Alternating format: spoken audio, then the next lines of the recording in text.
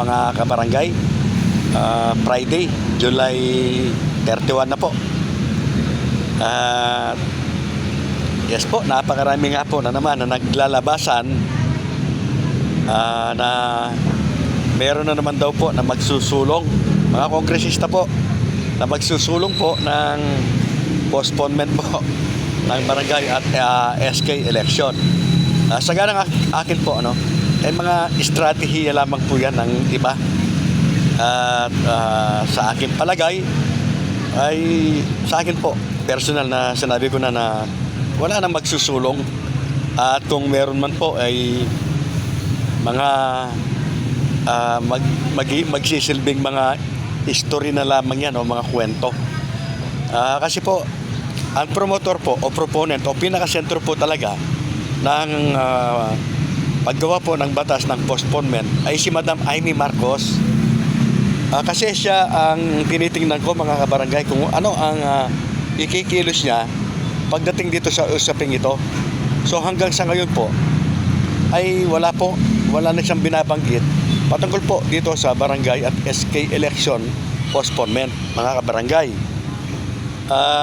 Lagi po, para hindi po kayo malito, maligaw, lalo na po yung mga malalayong lugar, lagi po yung iisipin yung basic. Meron po tayong batas na RA 12232. Yan nga po, nakatakda ang halalan sa November 2, 2026. At may mga calendar of activities na po ito. Gaya po ng COMELEC at ng ilang pang mga legit vlogger po. Lagi po naman nila na sinasabi na tuloy po yan hanggang wala pong bagong batas.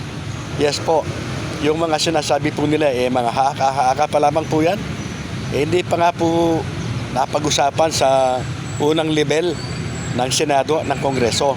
So kung mayroon man pong proposal para ma-postpone po ang barangay at SK election, yes po, hindi naman po natin maiaalisan o maiiwasan dahil nga po may mga personal po na interest yung mga nagsusulong yan, mga kabarangay.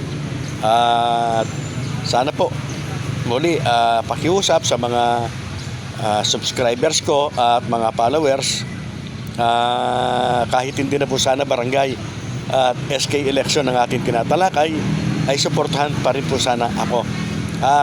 Ginawa ko lamang po ang content na ito para pahapyawin po yung mga nagkakalat kumakalat na naman po ng mga bali-balita po, at yung isang kongresista na sinasabing magsusulong ng batas nga po. Yes po, kung mangyayari man po na may magsusulong po ng bagong batas at maaprubahan yan, may pagganap, ano naman ang magagawa po ng Republic Act 12232 kung napalitan na yan?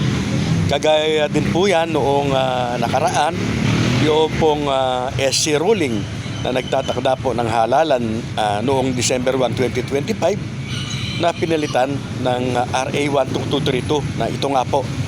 At kung ito po ay magkakaroon na naman po ng kapalit na legal na batas, talagang wala po tayong magagawa.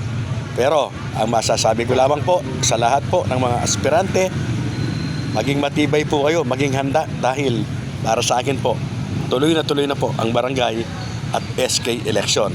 Dahil po yan sa umiiral na batas, RA 12232, at sa napakarami pong circumstansya, tuloy na po yan. Real talks based on facts.